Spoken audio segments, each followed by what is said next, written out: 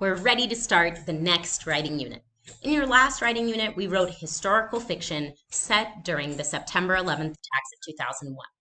Now we're going to shift our lens. We will be writing nonfiction informational articles about a subject we all know far too well, bullying. So this is one of our social issues that we thought about studying in this unit. And I think it's the most relevant issue for students because bullying is a social issue that occurs in the microcosm or tiny world of school. Let's talk about ways to make this a really good article. When you finish this lesson, you'll be able to make a title for your article. You'll be able to match content with subheadings. So you'll be able to give mini titles to mini articles, and you'll understand the parts of a really good article. Let's get started. A good article should have a title, an introduction, a body, and a conclusion. We've worked with this same essay format when we did persuasive writing, and we also worked with a similar format when we wrote research reports about science fair. So you should be familiar with it. Today, you're mostly focused on how to write a title. In the next lesson, you'll be writing an introduction. A title should attract the reader's attention and suggest the theme of the article. Titles don't always come right out and say it.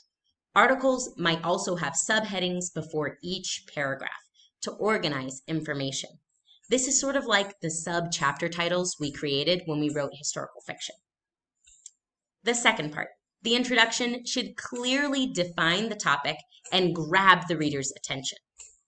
The main body, for 2 to 5 paragraphs, should develop the topic in further detail. It will give reasons why this topic is important. It might also give evidence that is numerical or anecdotal, different types of evidence to support your ideas that you're showing. The conclusion will summarize the topic or your final opinion, and it will give a recommendation or a comment about the topic. We're going to write an article about bullying in schools. Hopefully, through our writing and our strong communication, we can help make a difference for this troubling issue.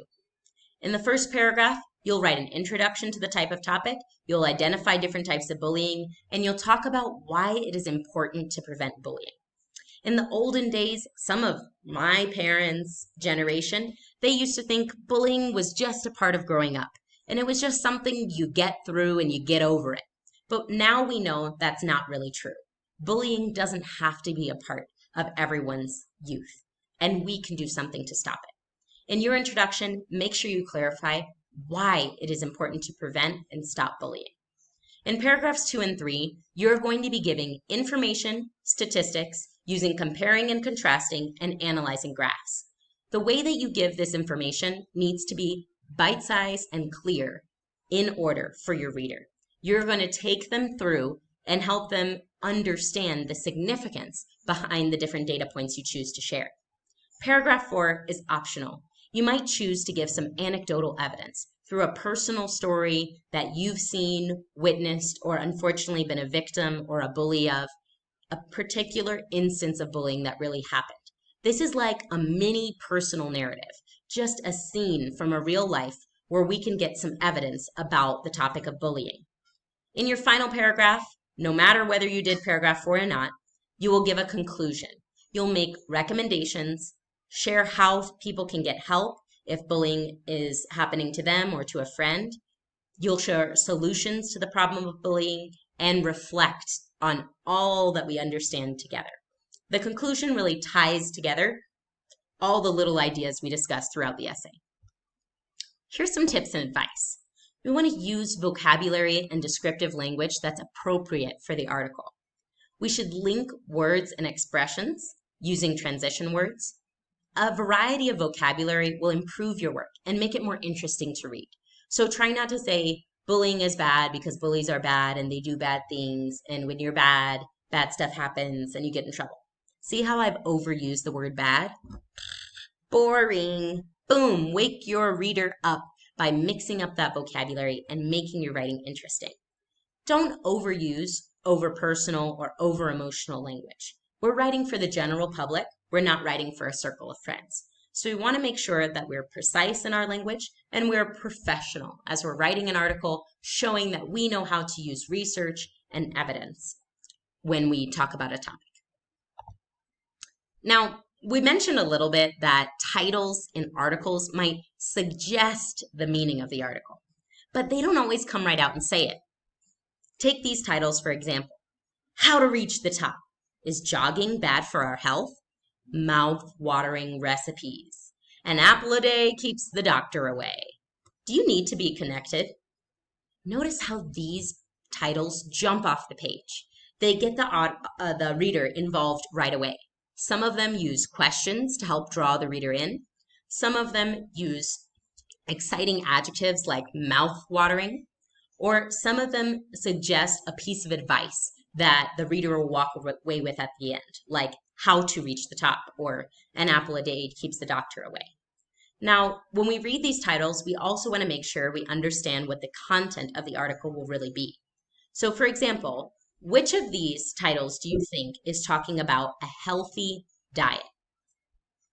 Well, I see one that's about recipes, one that says health in the title about jogging, and then I see this one, an apple a day keeps the doctor away. I'm going to leave that one and come back to it at the end once I've matched my others, because I saw 3 titles that seemed like they were potentially connected to being healthy. The second one is called Delicious 20-Minute Meals. Oh, well, that one's about cooking. So I definitely think D, Mouth-Watering Recipes, is the title that's going to tell me about delicious 20-minute meals. 3, an outdoor activity. Which one of these talks about outdoor activities? Well, I usually jog outdoors. Remember, jogging is running slowly. So E, is jogging bad for our health, is going to be an outdoor activity. 4, the internet. Well, none of these titles actually say the word the internet. But when I talk about getting online, sometimes I say I'm going to connect. So I'm noticing that B, do you need to be connected, is connected to the idea of getting on the internet. Finally, I'm down to a healthy diet and a successful career. And I have option A, how to reach the top, or I have option F, an apple a day keeps the doctor away. Well, that one's definitely not about a successful career.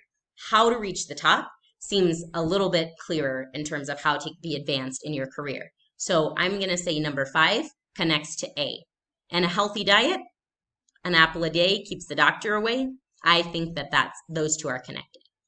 So what I'm trying to get you to see here is that a title of an article doesn't always come right out and say it because they want to grab the reader's attention. So it's important that you suggest what the meaning is. It shouldn't be just some random words you thought were funny. The title should suggest what you're going to talk about, but also be a little bit entertaining or exciting. Now you try to write the title for your anti-bullying article.